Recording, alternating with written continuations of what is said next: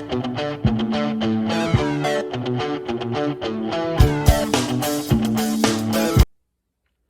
hello, and welcome to My Smart Cousin. My name is Pam, and we teach you how to buy a house for the price of a car the same way we have. And one of the questions that I get asked is about property management. And I get asked this question both by new investors as well as really seasoned ones. And the question really comes down to when is it? When is it that you should think about getting a property manager? And the reason why is really pretty plain on why folks would wonder this. And that's because property management can really make or break the value of your portfolio. And the last thing you want to do after having spent many dollars on a property is to find that you've overlooked something. So first of all, what is a property management company? It's really just a firm. It could be a partnership. It could be just a single individual.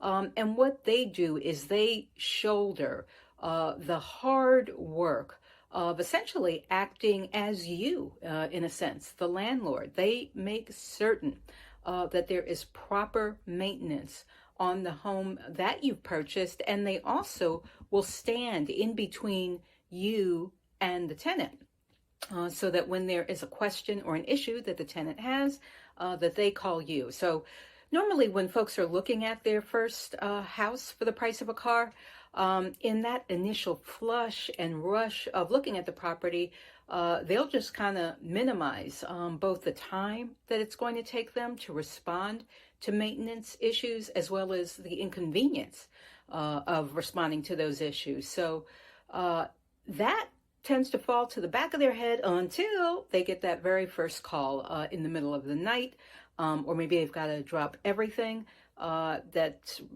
at a very inconvenient time during their vacation, and now suddenly they have to deal with this. And so have I run into this very middle of the night and interrupt vacation? Yes, I have. So that's yet another reason that you really want to focus on the property management.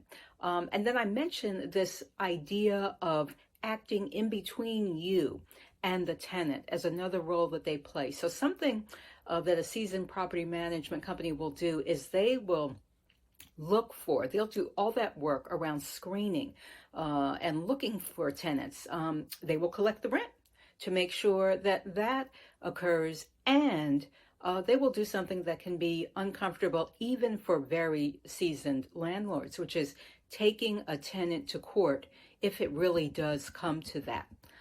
Now, as far as property management costs, it really can vary. And often the biggest driver is going to be your location. In other words, if you are in an expensive city, then maybe something like as much as 15% fees are going to be the norm. And if you are in a lower cost city, then maybe as low as 5% is going to be the norm.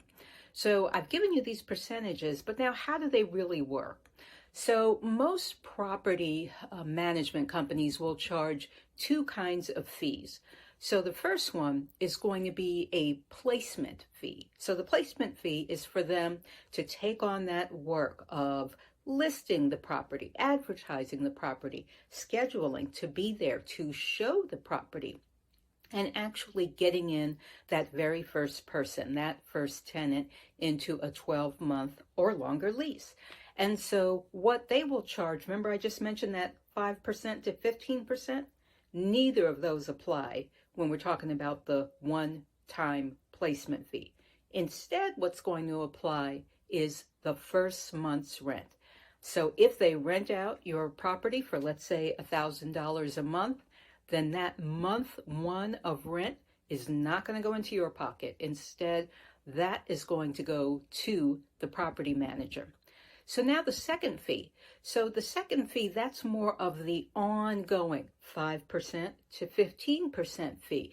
And that's the fee that's really going to pay them for the work that they do on the maintenance front. So when they get that, probably not middle of the night call, but during the work hour call, the fee will help to pay for that.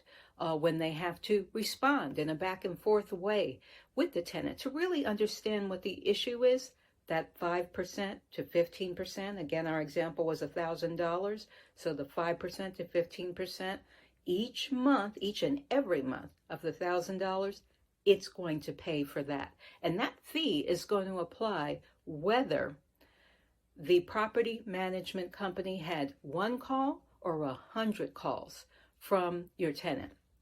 Now keep this in mind. I've talked about two fees, but there's actually a third cost that's not a fee because it is a cost that you would pay whether you have a property manager or it's little old you who is serving as the property manager.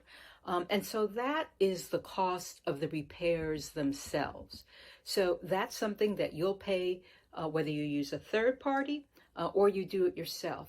Something you should really keep in mind is that when you have a property management company that also is in the business of serving as a general contractor or a handyman, you'll want to make sure, you'll want to really press the property manager on ensuring that they shop for bids, as it were, so that if you have a leaky roof at your property, or there's something wrong with the window and it has to be both bought brand new and replace, or something wrong with the door, that all of these kinds of maintenance issues are not just simply fixed by the property management firm. And the reason why is because remember, the property management company has this other business, so they might be charging a fee, not just giving you the pass-through cost of the expense.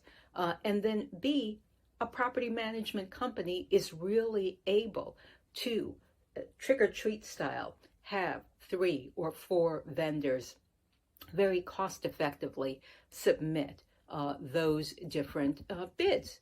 So that's the kind of thing that you want to look for when you're talking about the cost.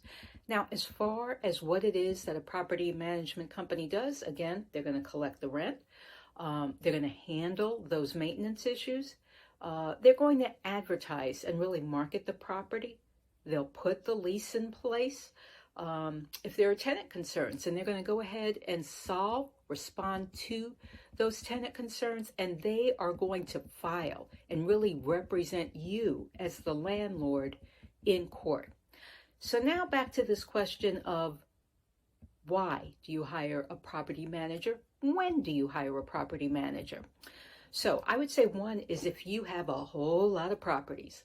So if you've got many properties and you are still working full-time in another job, then you're certainly going to want to think about a property manager in that instance. Or another instance, if you are looking rather quickly to build up your queendom, let's call it that, and have a number of properties that you will begin to own, you'll want to think about a property manager for that scenario. Third, let's say that you're a real estate investor who is 100 miles, we'll call it that, away from where even just your one property is. You'll certainly want to go ahead and hire a property manager in that scenario.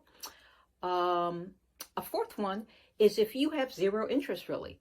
You've got time, but you don't have any interest whatsoever in taking care of the property. Why do you have no interest? Maybe because you're in school. Maybe because you want to use your free time as your free time. Maybe because you're going to use that time to find more properties. Whatever the reason, you just don't have an interest. So there, you'll want to be sure to hire a property manager. So that is My Smart Cousin, hashtag My Smart Cousin, hashtag buy house for price of car.